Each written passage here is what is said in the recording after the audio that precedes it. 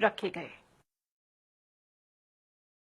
मुल्क दा कोई भी हिस्सा होवे, किते पासे भी कोई घटना वापरे, हरेक मुद्दे ते अपनी बेबाक राय रखने वाले जस्टिस मार्कंडे कटजू ਜਿਹੜੇ ਕਿ ਸੁਪਰੀਮ ਕੋਰਟ ਦੇ ਰਿਟਾਇਰਡ ਜੱਜ ਨੇ, ਉਹਨਾਂ ਨਾਲ ਅੱਜ ਅਸੀਂ ਗੱਲਬਾਤ ਕਰਾਂਗੇ ਪੰਜਾਬ ਦੇ ਹਾਲਾਤਾਂ ਤੇ ਜਿਹੜੇ ਪਿੰਕੀ ਦੇ ਖੁਲਾਸੇ ਤੋਂ ਬਾਅਦ ਬਣੇ ਨੇ ਕੀ ਰਾਏ ਰੱਖਦੇ ਨੇ। ਕਟਜੂ ਸਾਹਿਬ, ਪੰਜਾਬ ਦੇ ਵਿੱਚ ਪਿੰਕੀ ਨੇ ਖੁਲਾਸਾ ਕੀਤਾ ਹੈ ਕਿ ਫਰਜ਼ੀ ਇਨਕਾਊਂਟਰ ਹੋਏ ਨੇ, ਉਹਨੇ ਆਪਣੀ ਅੱਖੀ ਦੇਖੇ ਨੇ, ਕੀ ਕਹੋਗੇ ਤੁਸੀਂ? देखिए, मेरा फैसला है सुप्रीम कोर्ट में प्रकाश कदम के नाम से 2011 का कि जो पुलिस वाला फेक एनकाउंटर करता है तो उसको मैंडेटरी डेथ सेंटेंस मिलनी चाहिए।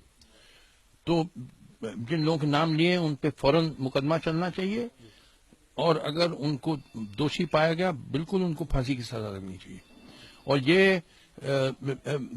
अगर पुलिस वाला कहे कि साहब हमको तो ऊपर से आदेश आया था पॉलिटिकल मास्टर्स का कि ऐसा करो, ये डिफेंस एक्सेप्टेबल नहीं है।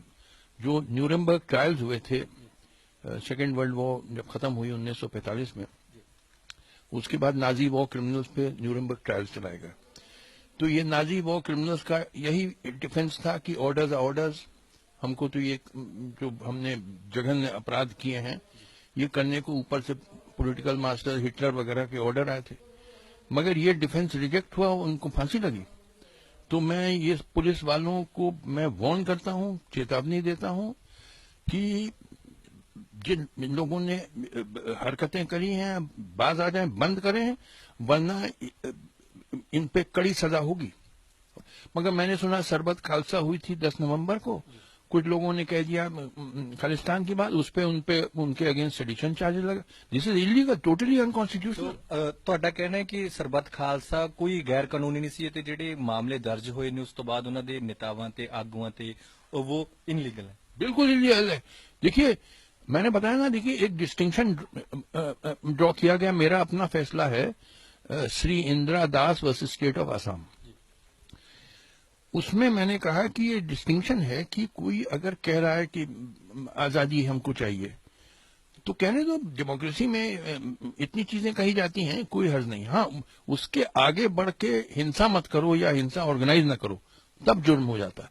तो ये कोई इलीगल चीज नहीं है। और ये जो सेडिशन चार्ज वार्ज ये हैं बिल्कुल बोगस हैं, इलीगल हैं, ट्रम्प्ड अप चार्जेस हैं, इलीगल है। इन लोगों को कड़ी सजा मिलनी चाहिए, जो the chief minister and also the political also the police officials who carry out the illegal orders of the minister, इनको सबको अरेस्ट होना चाहिए, कड़ी सजा मिलनी चाहिए। कट साहब, एक और जो है जो मुद्दा है वो बहुत ज्यादा गरमाया हुआ है, असहनशीलता का मुद्दा। आपको क्या लगता है कि मुल्क में असहनशीलता का कुछ ऐसा इशू है या ऐसे ही लोगों ने हुआ बनाया हुआ है? नहीं, बिल्कुल है। देखिए क्या है ना कि ये कुछ लोग कम्युनल टेंशन जानबूझ के फैलाते हैं अपने वोट बैंक के चक्कर में। मैंने तो ये कह दिया कि देखिए बीफ खाना कोई बुरी चीज नहीं, मैं खुद बीफ खाता हूँ जहाँ लीगली परमिटेड है। अभी मैं केरला गया था, मैं वैसे हिंदू ब्राह्मण हूँ, मैं बंगाल में रहता था, मैं खाता था बीफ। कोई दुनिया खाती है बीफ, अमेरिका खाता है, यूरोप खाते हैं, अफ्रीका, अरब, चीन, जापान, ऑस्ट्रेलिया, वो सब क्या बुरे लोग हैं? और हम ही साधु संत हैं। और गौ माता कैसे हो सकती है?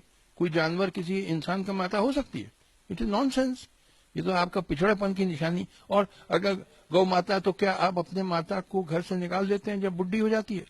लोग जो गाय जब दूध देने लायक नहीं हो जाती उसको घर से निकाल देते हैं, चाहे वो भूखी मर जाए।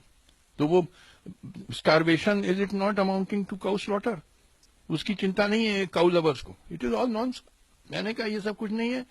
देखिए, इस कंट्री में जो पॉलिटिशियंस हैं, there are set of rogues and rascals of all parties. They should have been hanged or shot long ago. They polarized society for their vote banks. They have looted the country. They are a set of rogues and scoundrels. इनको तो कब की फांसी दी। Misfortune है कि इतना महान देश, such a great country, इन गुंडों के हाथ में। They are dacoits and गुंडास. These politicians of almost all politicians of all parties, ये सब गुंडे हैं, गुंडे डकैत, शरीफ लोग नहीं हैं। तो इनको तो, और आपके पंजाब में सब ये तो बादल फैमिली ने तो हद कर दी।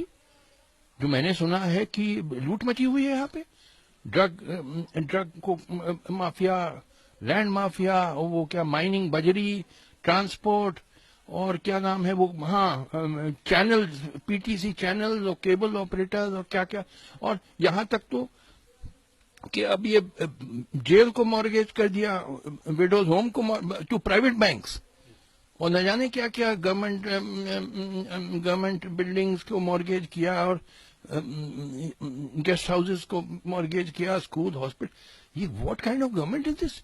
ये तो Punjab has become a mad house. And सुना है यहाँ तो रेन ऑफ टेरर है। आप लोगों की हिम्मत नहीं बोलने की। आप अपने को सरदार कहते हैं, मगर सरदार तो मैं हूं, मैं बोलता हूं डंके की चोट पे, जो करना करो, जो सच्ची बात है। मगर आप लोग अरे भाई मैंने बोला तो सेडिशन केस चला देंगे ये मंत्री लोग हमारे। What nonsense is this? And one family, यानी बाप चीफ मिनिस्टर, बेटा डिप्टी चीफ मिनिस्टर, उसकी बीबी सेंट्रल मिनिस्टर, बीबी का भाई यहाँ कैबिनेट मिनिस्टर, दामाद मिनिस्टर, यानी ये क्या पंजाब एक जागीर है एक फैमिली की? इट इज डेमोक्रेसी की वो राजशाही चल रही है यहाँ पे? हद हो गई। Limit of nonsense going on in Punjab. And I'm giving a warning to this family that you better mend your ways. Time is coming that you will be given harsh punishment. ਸੋ ਇਹ ਸਨ ਜਸਟਿਸ ਮਾਰਕੰਡੇ ਕਾਟਸੂ, ਜਿਨ੍ਹਾਂ ਨੇ ਬੜੀ ਬੇਬਾਕ ਤਰੀਕੇ ਨਾਲ ਆਪਣੀ ਰਹਿ ਰੱਖੀ ਹੈ ਪੰਜਾਬ ਦੇ ਮੁੱਦਿਆਂ ਤੇ, ਅਤੇ ਉਹਨਾਂ ਅਫਸਰਾਂ ਨੂੰ ਵੀ ਤਾੜਨਾ ਕੀਤੀ ਹੈ ਕਿ ਜਿਹੜੇ ਸਰਕਾਰ ਦੀ ਸ਼ਹਿ ਤੇ ਜਿਹੜੀ ਸਿਆਸੀ ਰੰਜਿਸ਼ ਦੇ ਤਹਿਤ ਲੋਕਾਂ ਤੇ ਮਾਮਲੇ ਦਰਜ ਕਰਦੇ ਨੇ, ਉਹਨਾਂ ਨੂੰ ਸਾਫ਼-ਸਾਫ਼ ਕਿਹਾ ਹੈ ਕਿ ਉਹ ਸੁਧਰ ਜਾਣ, ਨਹੀਂ ਤਾਂ ਉਹਨਾਂ ਖਿਲਾਫ ਕਾਨੂੰਨ ਆਪਣਾ ਕੰਮ ਕਰੇਗਾ। Kashif Farooqui, free media, Chandigarh. Conference of Turn 6 for him.